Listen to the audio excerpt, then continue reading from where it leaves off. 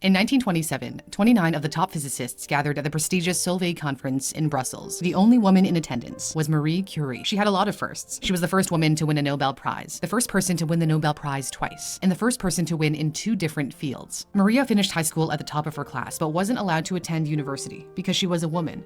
The Russian Empire banned women from getting a university education. So she and her sister Bronislav enrolled in the secretive Flying University, but later she enrolled at the University of Paris, known as the Sorbonne, where she studied physics and mathematics. She often stayed at the heated library until closing, rather than spend the evening in her unheated room. Marie marveled at her freedom, writing, "It was like a new world opened to me, the world of science, which I was at last permitted to know in all liberty." She planned on returning to Poland, but then Pierre Curie came into her life, partners in life and in science. Marie Curie would earn her Doctor of Science degree from the Sorbonne in 1903. She did her thesis on radiation, which was recently discovered in uranium by Henri Becquerel. Curie was intrigued by Becquerel's discovery and investigated further. She used an electrometer invented by her husband and his brother to measure radioactivity in many substances and materials. She realized through her experiments that radiation was a property of the element of uranium. Yet when she observed the mineral pitchblende, which primarily contains uranium, she noticed it was far more radioactive than uranium could explain. How could this be?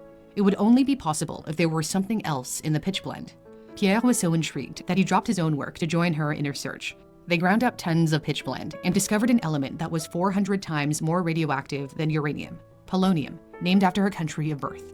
And then they discovered another element that gave off 900 times more radiation than polonium, radium. The Nobel Prize in Physics in 1903 went to Marie, Pierre, and Becquerel for their research in radiation. She was fascinated by what she described as faint fairy lights. Little did she know this was slowly killing her. It would be a key element in early cancer treatment and would also find its way into everyday products, toothpaste with a promise of benefiting teeth, and facial creams in the belief that it would firm muscles and smooth out wrinkles. The element was so popular that in the 1920s, a single gram of radium cost more than $100,000, well over $1 million today. The Curies could have tried to patent radium and cash in big time, but they didn't. Marie declared, "Radium is a chemical element, a property of all humans." In 1911, the French Academy of Sciences, the gathering place for prominent scientists, rejected her for membership when she put herself forward for a vacant seat. They passed her over for physicist and inventor Édouard Branly.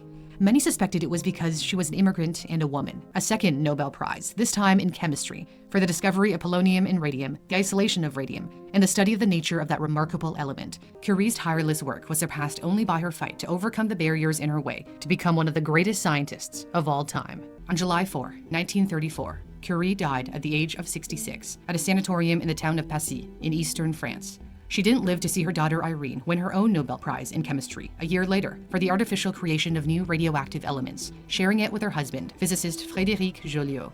Curie was buried at a cemetery in Sceaux, the suburbs of Paris where she married and where her husband lay.